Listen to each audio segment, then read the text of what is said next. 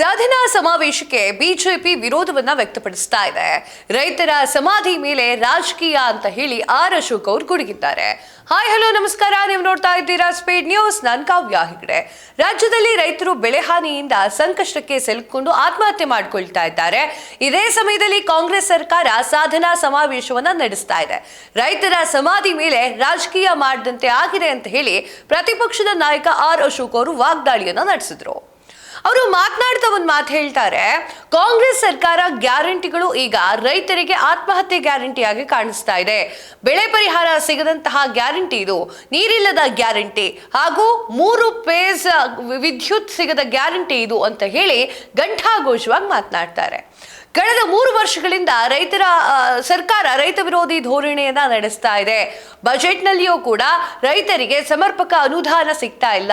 ಚುನಾವಣಾ ಘೋಷಣಾ ಪತ್ರದಲ್ಲಿ ರೈತರಿಗೆ ಹೆಚ್ಚಿನ ನೆರವನ್ನ ನೀಡುವುದಾಗಿ ಹೇಳಿದ್ರು, ಎಲ್ಲವೂ ಕೂಡ ಶೂನ್ಯವಾಗಿದೆ. ರೈತರ ನೋವಿಗೆ ಕಿವಿ ಕೊಡದಂತಹ ರಾಜ್ಯ ಸರ್ಕಾರ, ಕಾಂಗ್ರೆಸ್ ಸರ್ಕಾರ ಇದೆಯಲ್ಲ, ಇದು ರೈತರಿಗೆ ಯಾವುದೇ ಕಷ್ಟಕ್ಕಾಗೋದಿಲ್ಲ. ಹಾವೇರಿ ಜಿಲ್ಲೆಯಲ್ಲಿ 1235 ಹೆಕ್ಟೇರ್, ಕೋಲಾರದಲ್ಲಿ 832 ಹೆಕ್ಟೇರ್, ಬೆಳಗಾವಿಯಲ್ಲಿ 324 ಹೆಕ್ಟೇರ್ ಮತ್ತು ಕೊಪ್ಪಳದಲ್ಲಿ 100 ಹೆಕ್ಟೇರ್ ಸೇರಿದಂತೆ ಕಲಬುರಗಿ, ಚಿತ್ರದುರ್ಗ, ದಾವಣಗೆರೆ, ಬೆಳಗಾವಿ, ಬಾಗಲಕೋಟೆ, ಯಾದಗಿರಿ, ಶಿವಮೊಗ್ಗ ಜಿಲ್ಲೆಗಳಲ್ಲಿ ಭಾರಿ ಮಳೆಯಾಗಿದೆ. ಅದರಿಂದ ಸಾಕಷ್ಟು ಬೆಳೆ ಹಾನಿಯಾಗಿದೆ. ಇದ್ಯಾವುದಕ್ಕೂ ಕೂಡ ತಲೆ ಕೊಡದಂತಹ ರಾಜ್ಯ ಸರ್ಕಾರ ಸಾಧನಾ ಸಮಾವೇಶವನ್ನು ಮಾಡ್ತಾ ಇದೆ. ಆ ಒಂದು ಸಾಧನಾ ಸಮಾವೇಶಕ್ಕೆ ಸಾಕಷ್ಟು ಹಣವನ್ನ ಸುರಿತಾ ಇದೆ. ದ್ರಾಕ್ಷಿ, ಬಾಳೆ, ಕಲ್ಲಂಗಡಿ, ತೆಂಗು, ಮಾವು, ಅಡಿಕೆ ಹಾಗೂ ಟೊಮೆಟೊ ಬೆಳೆಗಳು ನಾಶವಾಗಿದೆ. ಇದಕ್ಕೆ ಯಾರೂ ಕೂಡ ಸ್ಪಂದನೆ ನೀಡ್ತಾ ಇಲ್ಲ. ಅಲ್ಲಿ ಹೋಗಿ ಒಂದ್ ಕಡೆಗೆ ಸಾಧನಾ ಸಮಾವೇಶವನ್ನು ಮಾಡಲಾಗ್ತಾ ಇದೆ.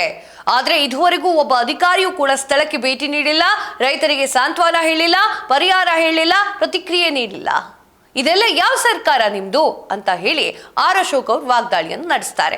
ಕಳೆದ ವರ್ಷದ ಮಳೆಯಿಂದಾಗಿ ಹಾನಿಗೊಂಡಿರುವಂತಹ ಬಾಳೆ ಬೆಳೆಗೂ ಕೂಡ ಸರಿಯಾದ ಪರಿಹಾರವನ್ನು ನೀವು ಕೊಡ್ತಾ ಇಲ್ಲ. ನೀವು ಹೋಗಿ ಅಲ್ಲಿ ಸಾಧನಾ ಸಮಾವೇಶವನ್ನು ಮಾಡ್ತಾ ಇದ್ದೀರಿ. ಇದನ್ನ ಯಾರಿಗೂ ಒಪ್ಪಿಸ್ತಾ ಇದ್ದೀರಿ? 1 ವರ್ಷ ಕಳೆದ್ರೂ ಕೂಡ ಸರ್ಕಾರ ಮಿನಿಮಮ್ ಸ್ಪಂದನೆ ಕೂಡ ನೀಡ್ತಾ ಇಲ್ಲ. ರೈತರ ಮೇಲೆ ಪೂರ್ತಿಯಾಗಿ ನಿರ್ಲಕ್ಷ್ಯ ತೋರ್ತಾ ಇದೆ ಅಂತ ಹೇಳಿ ಆರ್ ಅಶೋಕ್ ಅವರು ವಾಗ್ದಾಳಿಯನ್ನು ನಡೆಸ್ತಾರೆ. ರೈತರು ಸಂಕಷ್ಟದಲ್ಲಿದ್ದಾಗ ಅವರ ಮನೆ ಬಳಿಗೆ ಹೋಗಿ ಧೈರ್ಯ ಹೇಳಲಿಲ್ಲ.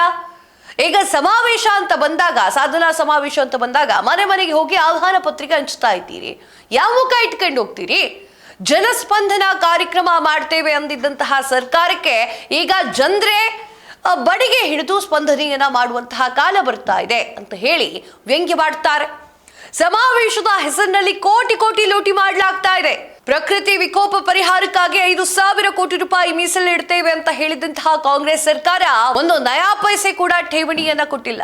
ಕಳೆದ ವರ್ಷ ಬೆಳೆ ಪರಿಹಾರವನ್ನ ಇನ್ನೂ ಕೂಡ ರೈತರಿಗೆ ತಲುಪಿಸಿಲ್ಲ. ಆದ್ರೆ ಬಳ್ಳಾರಿಯಲ್ಲಿ ನಡೆದಂತಹ ಸಮಾವೇಶಕ್ಕೆ 20 ಕೋಟಿ ರೂಪಾಯಿ ಖರ್ಚು ಮಾಡಲಾಗುತ್ತೆ. ಈಗ ತುಮಕೂರಿನಲ್ಲಿ ಮತ್ತೆ ಸಮಾವೇಶ ಮಾಡ್ಕೊಂಡಿದ್ದೀರಿ, 12 ಕೋಟಿ ರೂಪಾಯಿ ಹೇಳಲಾಗಿದೆ. ಇದು ಕಾಂಗ್ರೆಸ್ ಪಕ್ಷದ ಸಮಾವೇಶವಾಗಿದ್ರು ಕೂಡ ಸರ್ಕಾರದ ಹಣ ದುರುಪಯೋಗ ಮಾಡಲಾಗ್ತಾ ಇದೆ ಅಂತ ಹೇಳಿ ನೇರ ದೂರ್ತಾರೆ. ಸಮಾವೇಶದ ಹೆಸರಿನಲ್ಲಿ ಜನರ ತೆರಿಗೆ ಹಣವನ್ನ ಲೂಟಿ ಮಾಡಲಾಗ್ತಾ ಇದೆ.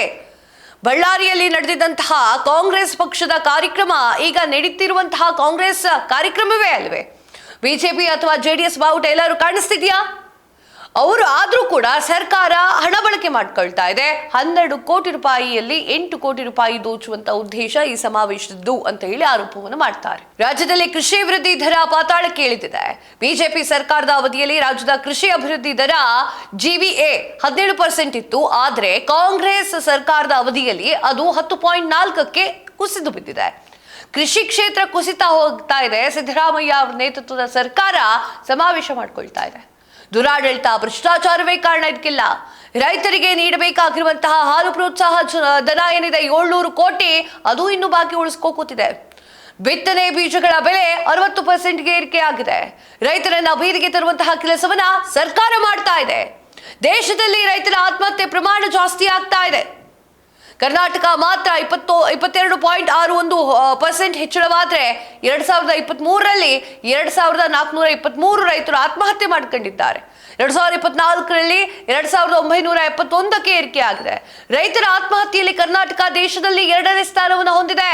ಇದಕ್ಕೆಲ್ಲ ಕಾರಣ ಏನು? ಗ್ಯಾರಂಟಿ. ಇದೇ ಮಾತನ್ನ ನಾನು ಹೇಳ್ತಾ ಇಲ್ಲ, ಆರ್ ಅಶೋಕ್ ಅವರು ಹೇಳ್ತಾ ಇದ್ದಾರೆ. ನಿಮ್ಗೇನ್ ಅನ್ಸುತ್ತೆ? ಸಾಧನಾ ಸಮಾವೇಶ ಅವಶ್ಯಕತೆ ಇತ್ತಾ? ಕಮೆಂಟ್ ಮಾಡಿ ತಿಳಿಸಿ. ಇದಾಗಿದೆ ಹೊತ್ತಿನ ವಿಶೇಷ ಮತ್ತಷ್ಟು ಸುದ್ದಿಗಳಿಗಾಗಿ ನೋಡ್ತಾ ಇರಿ ಸ್ಪೀಡ್ ನ್ಯೂಸ್. ಸುದ್ದಿ ನಿಮ್ಮದು, ವೇಗ ನಮ್ಮದು.